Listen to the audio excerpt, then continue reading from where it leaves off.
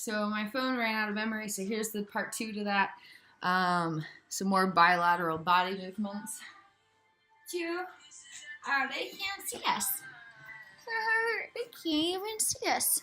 We gotta move it to a place that's not there. Is that a place that I can't do it? I don't know, guys.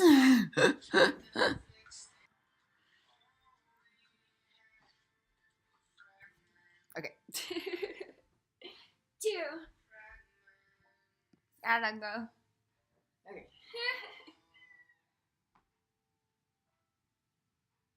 2. Oh, end of a song. A little more. Let's see with the legs. And so you alternate what foot you're on. So I'm on this side now, and then it's one at a time instead of both, like the squat one. And then this communicates with both sides of the brain as well as both sides of the body because of the circles. The circles connect with the brain, the bilateral body movements connect with the body. So this connects with the body, but this connects with the brain too. So different things for different purposes. Look at her. Let's see, what else can we do? So this one's for flight parts. This could be for flight parts. Arm movements would be more flight. So big circles, like what would be a fun way to do that?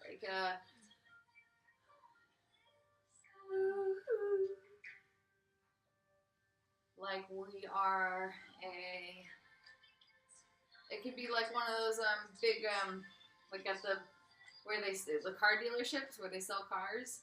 We had a car dealership where they have those big blow up dolls that flap in the wind. It can be like that, especially because then the emphasis isn't on like appearances and like how it looks. So this one would be for flight parts, something with the arms. And then this one would be energy bathing.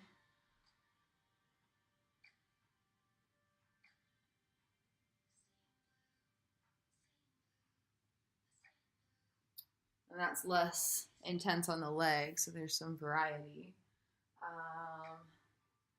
And then child parts is all about being small and being held. So with that in mind, what could we do for child parts? It could be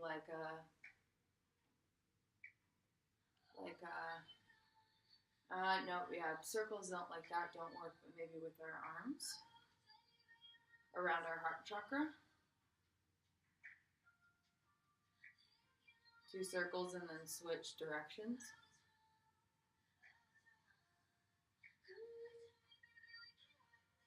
I can give that to a beat with the music too, so that's good. Okay, so that one's for child parts.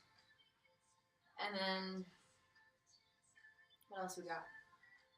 We've got the legs, we've got the arms, we've got the crown chakra, we've got Pookie Bear. Hey, come here. That's not for you, Bubba. We've got the crown chakra, kind of the third eye a little bit in there. This one could be third eye. And so the hand motion is like this.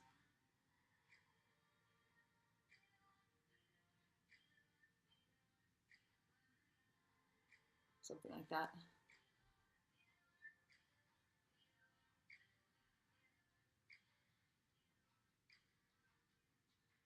Circles.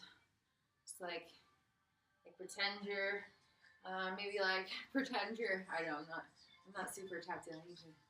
I need to eat stuff, but this was exciting. We were really enjoying this.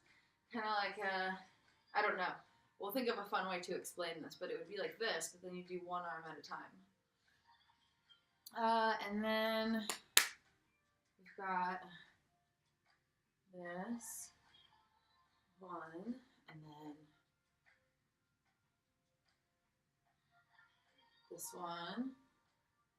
Alright, one at a time, and then this one, and this one, it's 2 more. And then there was the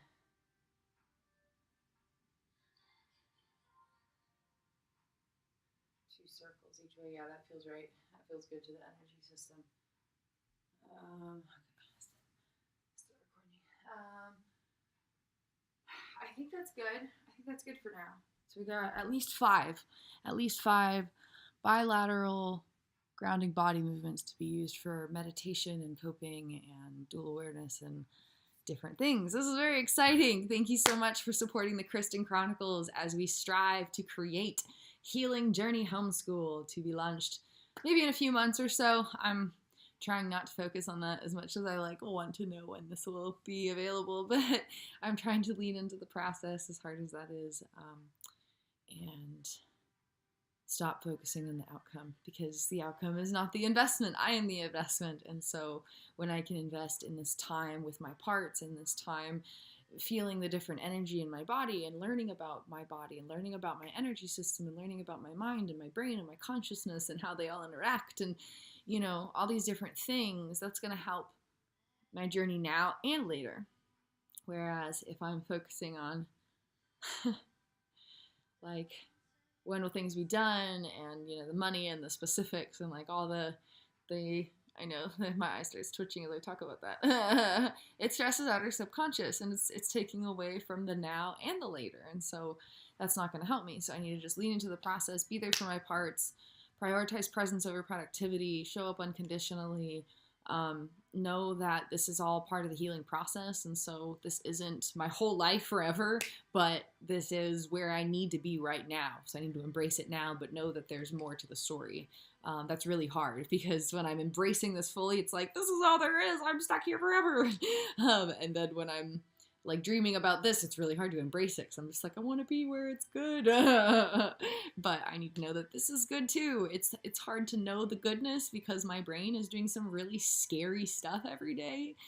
But life is good, and I'm learning to embrace it despite this. And so one day when this is healing and not so scary all the time, I'll have an increased capacity to appreciate my life and the things in it. And I'm creating that ability right now. And so it's supposed to be hard. It's not supposed to be easy to rewire our brains. Otherwise, everyone would do it overnight. And so it's supposed to be a process. It's supposed to challenge you.